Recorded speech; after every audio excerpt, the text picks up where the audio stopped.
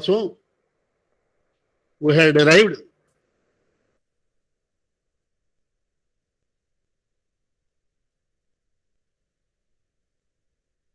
this equation. This is for confined aquifer. This is for confined aquifer.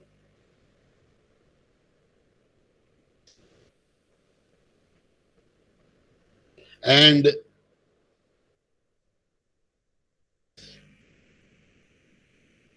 this is for unconfined aquifer. Now, we also derived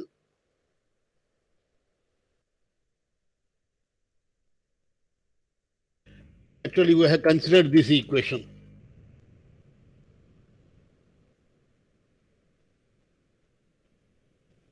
So we started considering its solution.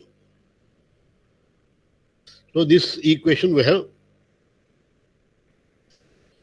So before I continue from this, I would like to go back and supplement some more information.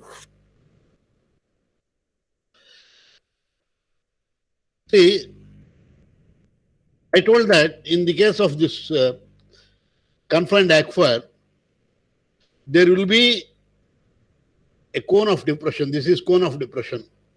This is called as cone of depression. And this cone of depression will join with the original water table at some infinite distance. So this is called radius of cone of depression, or also called as radius of influence. This is also called as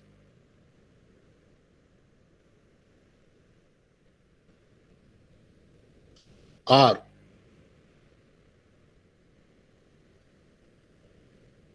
So this R is radius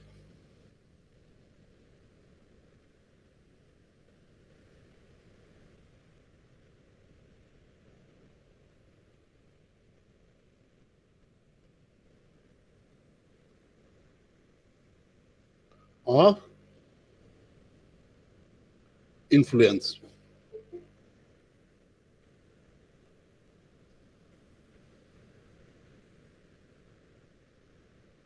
Normally, in the case of a well in unconfined aquifer, which will be a shallow well, it will be very convenient to measure straight away the drawdown.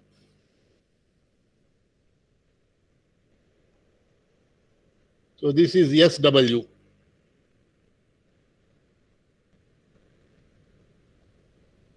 So even if it is unconfined aquifer also, the same notation we will be using. So this equation and the earlier equation, this equation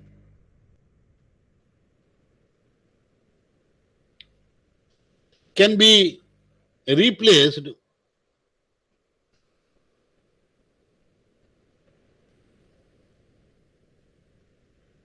this equation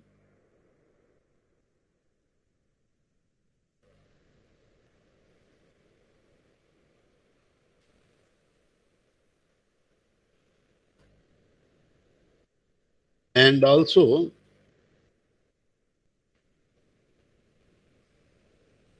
this equation.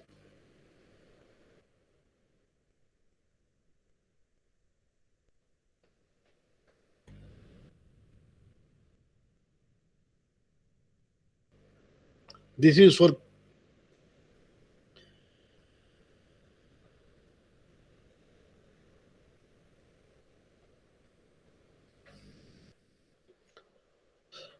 so what we will do is, instead of having two wells, R1 and R2, located at R1 and R2, here or here, what we do is we consider one of them as the pumping well itself, and the other is at far off distance. So at far off distance, now if I just 1 minute. So this is the axis of the well, and this is RW. And whether it is confined aquifer or unconfined aquifer, it doesn't matter. So this is our original level.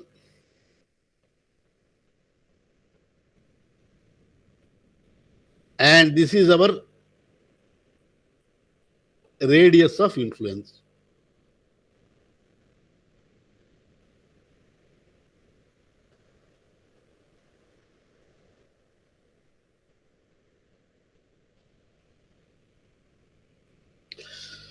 So if we use these values, what is the value of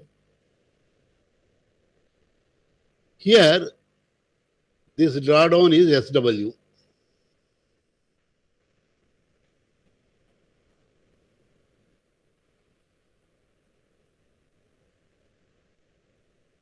So I will take R1 is equal to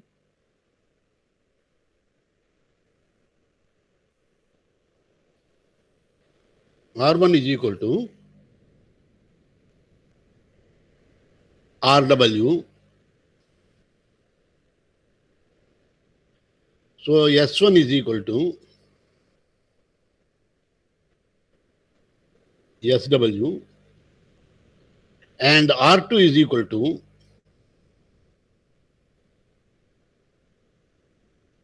the radius of influence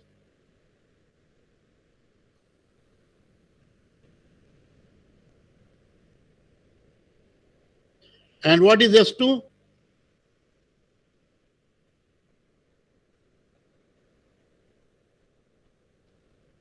Zero. S2 is 0. So I substitute these values.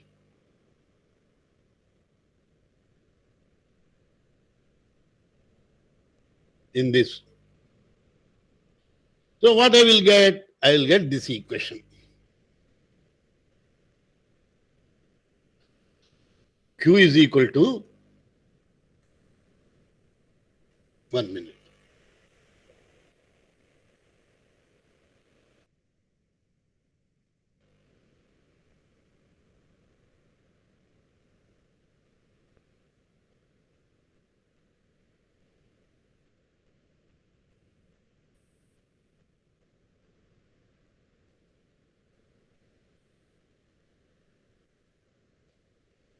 So I have substituted R1 is equal to RW and R2 is equal to capital R.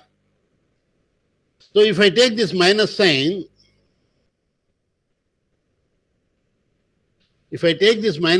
here, so it will become R by RW.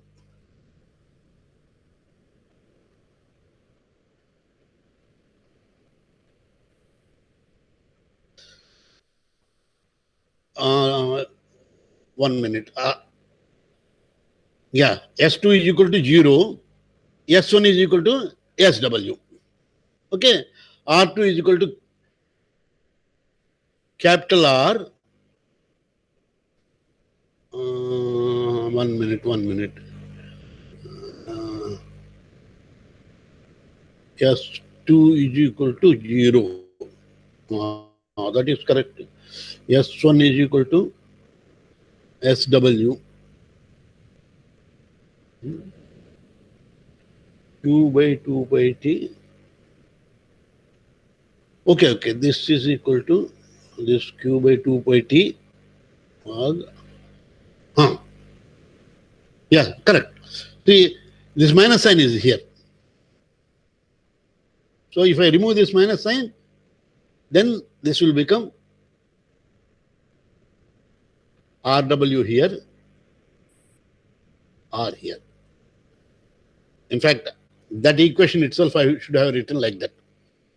So this is a simple equation.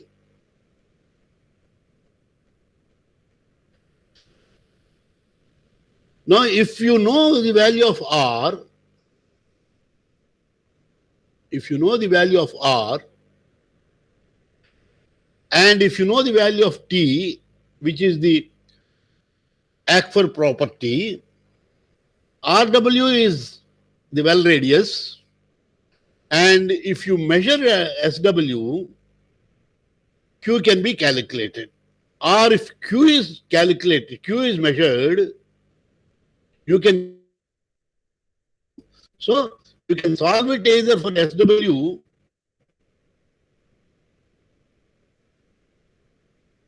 given Q or vice versa.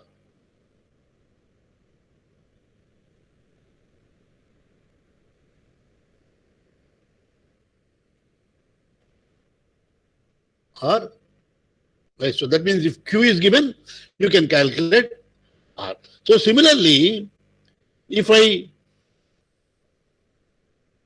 take the other one,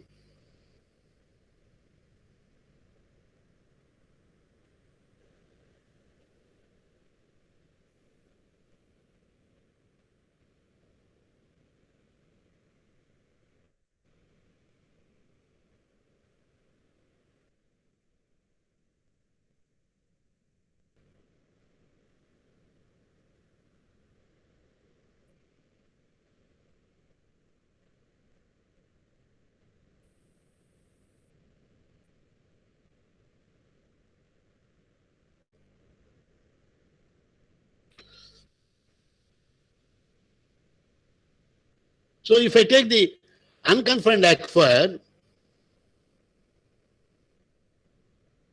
so this will be the equation.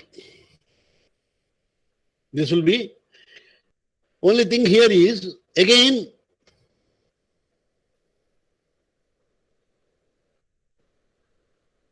I will have to substitute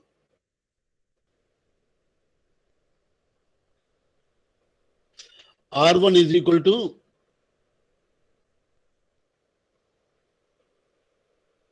RW, and here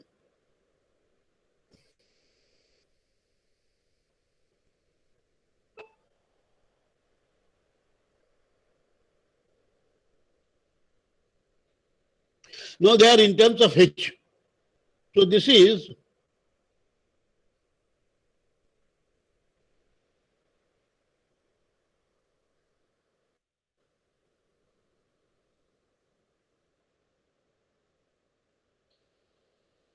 HW. This is HW.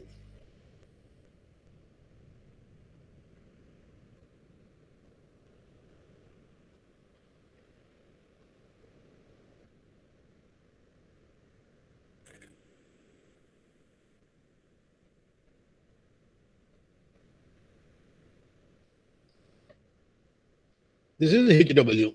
So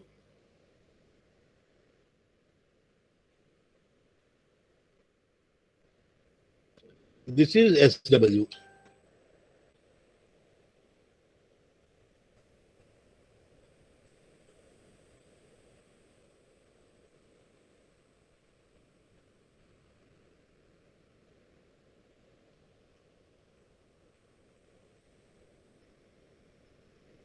This is our original H naught.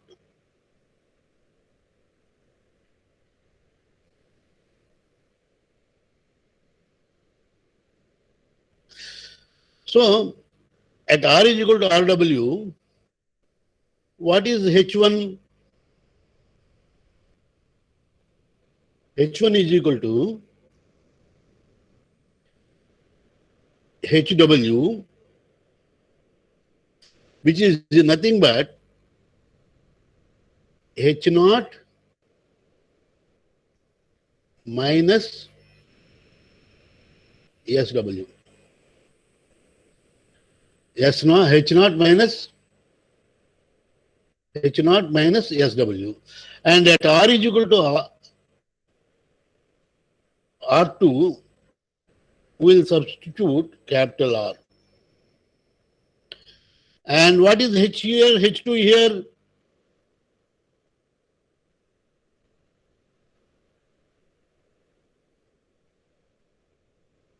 H0. H2 is H0.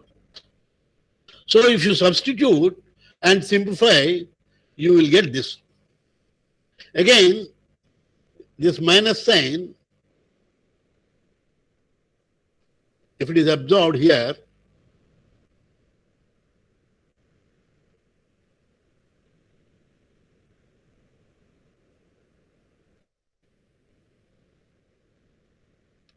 it will be R by RW. So these are the simplified forms of the equation. Now, but the only problem for solving this is we must know what is the value of the so-called radius of influence. This value of R is to be known.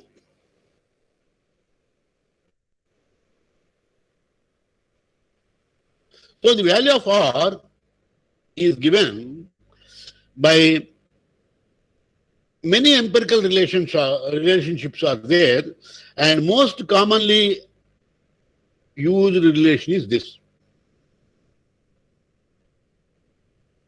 Most commonly used relation is this. See, the problem comes only in the case of unconfined aquifer. The case of confined aquifer will not have any problem.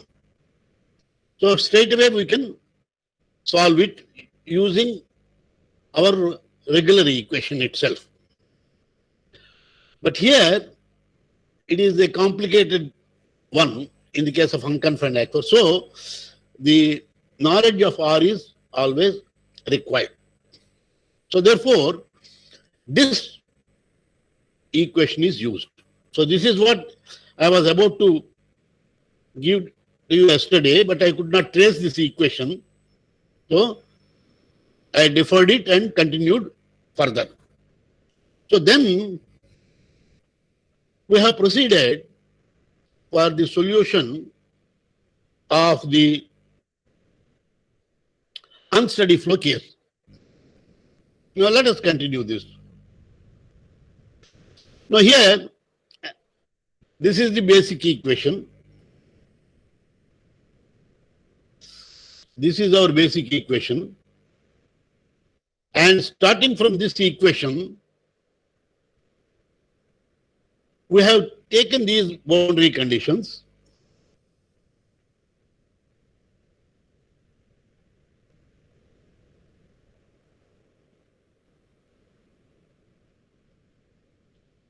And the solution is given like this. Now here this is small s, which is the drawdown.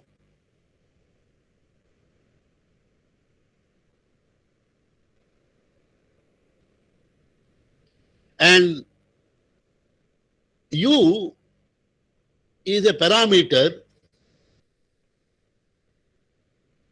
dummy parameter, which defines the so-called well function, W.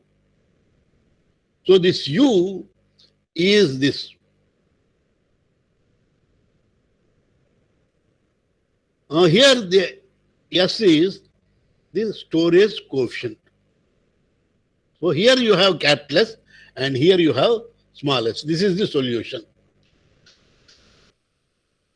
So this integral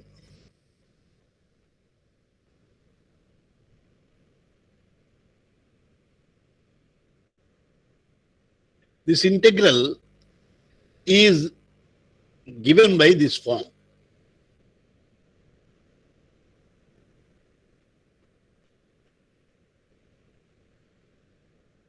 So this is the integral. So this is well function. Well function is equal to minus 0.5772 minus log u plus u minus u square by 2 factorial 2 plus u cube by 3 factorial 3 minus u to the power of 4 by 4 factorial 4, so on, so forth. So this is the so-called well function. Now, this is widely applied in practice and is preferred over the equilibrium equation because the value of storage coefficient S can be determined using this formula, this method. Only one observation well is required. That is the advantage. Then a shorter period of pumping is generally necessary. We need not continue for long until we reach an equilibrium stage. So then no assumption of steady state flow condition is required.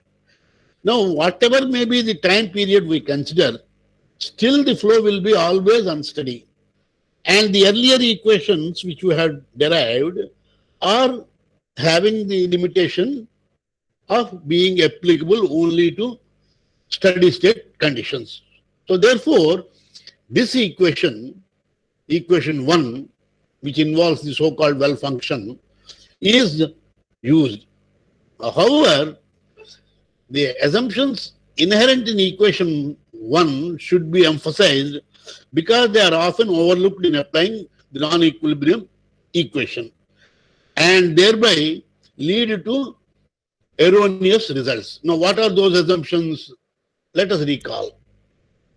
The assumptions are the aquifer is homogeneous, isotropic, of uniform thickness, and of infinite aerial extent. So, homogeneous and isotropic. Why we may have to make this? Because in our original equation, we have Kx, Ky,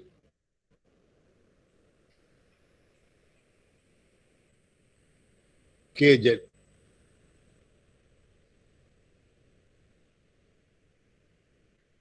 So we have replaced them by a single value k, making Kx is equal to Ky is equal to Kz. Kx is equal to Ky is equal to Kz.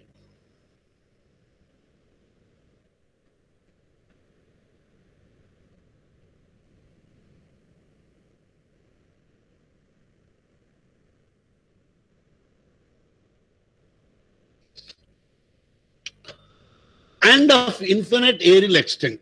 Infinite aerial extent, why we make that assumption?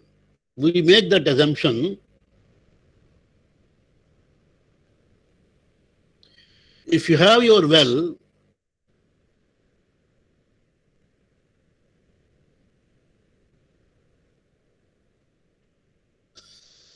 so on both sides of the well in this direction as well as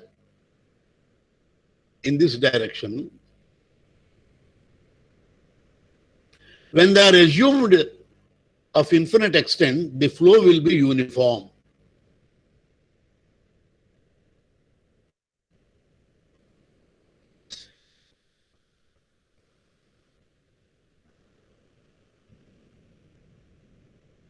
And the velocity will be same throughout. Then, before pumping, the piezometric surface is horizontal.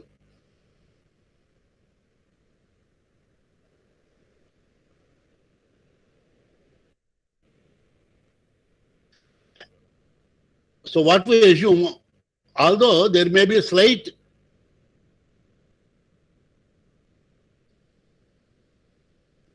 slope for the piezometric surface, but we'll assume this to be more or less horizontal. I am sorry, 1 minute.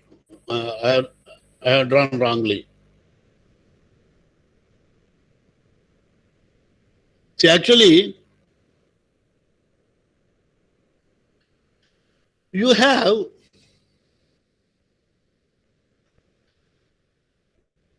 the aquifer like this, the confining bed. This is your confining bed.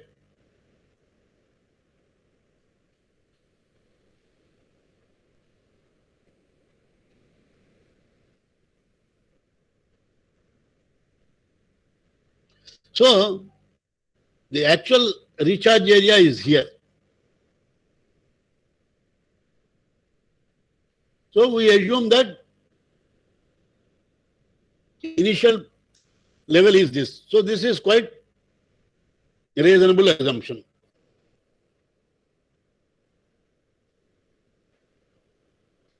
Before pumping.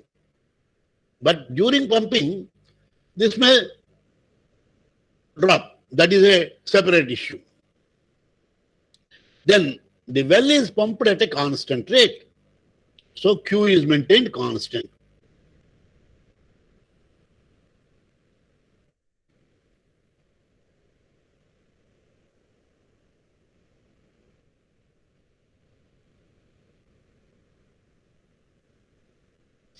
The pumped well penetrates the entire aquifer and the flow is everywhere horizontal within the aquifer to the well. This is what I told.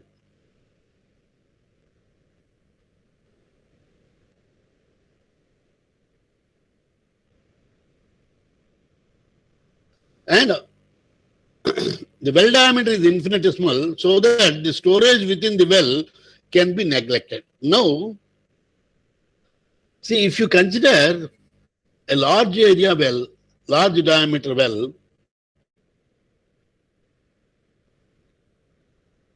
then there will be a certain amount of water stored.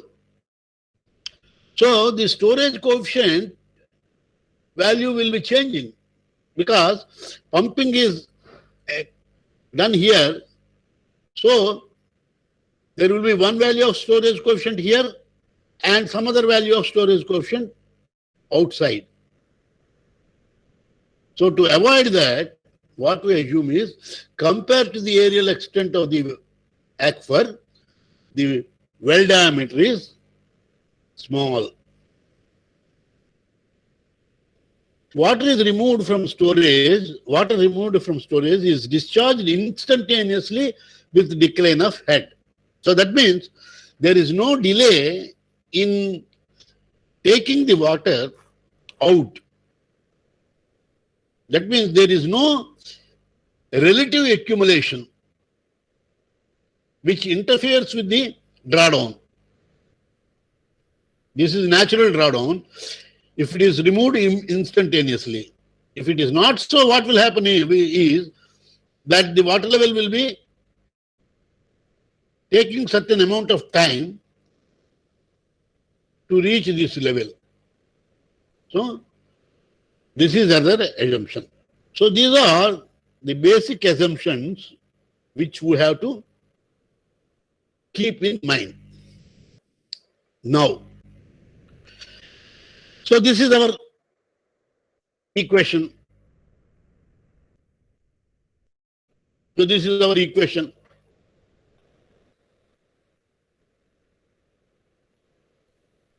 Our equation 1 we will consider.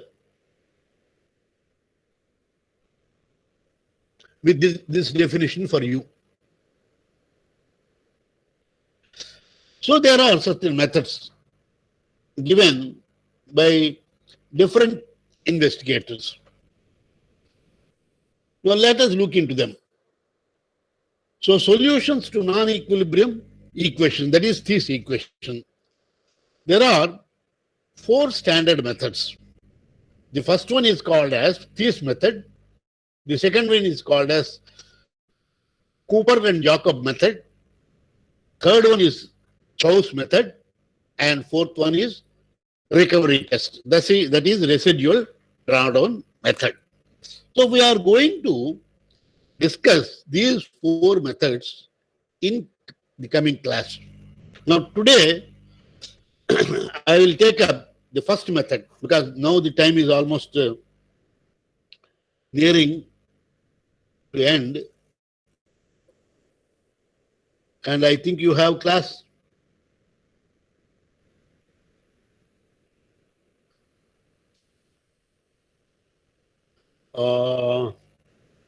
And in the afternoon, we will discuss this. But before that, I don't know how you manage. You have to get this type curve, get it printed. because we'll be doing certain problems using this type curve. So for solving the problems, you require it.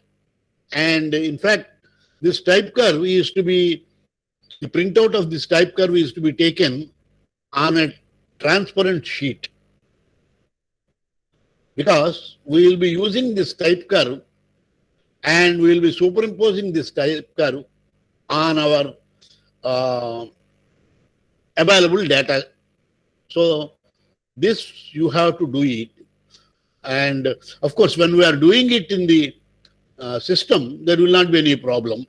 We can easily manipulate. So, but when you are doing in the manually on paper, you require this type curve to be taken. So you take this type curve. You can go to the net. I will show that.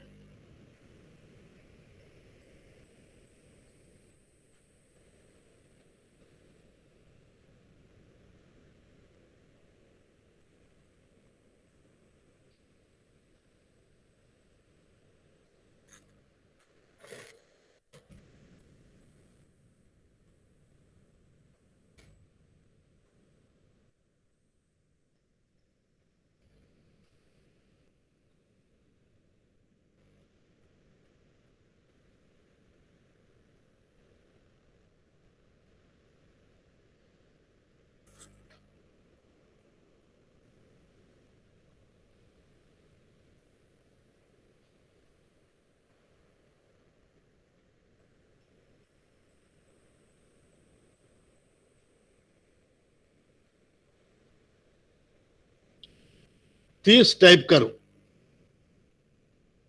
This is the type curve.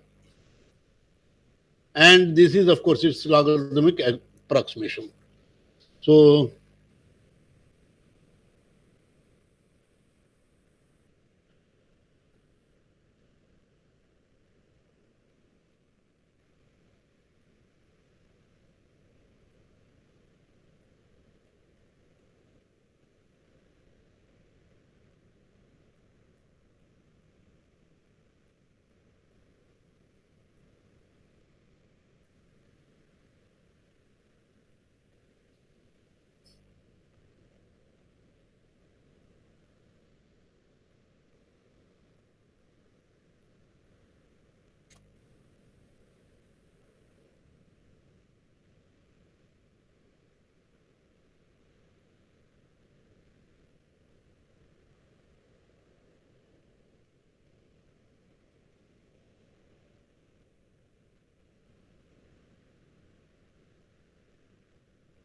see, this is the type curve.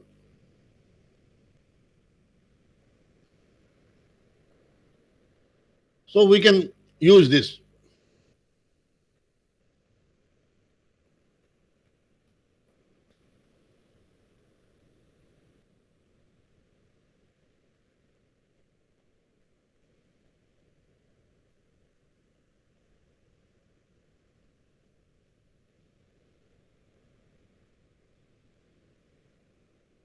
We'll meet again in the afternoon.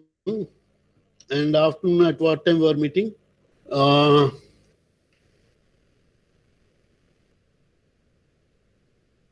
to 3.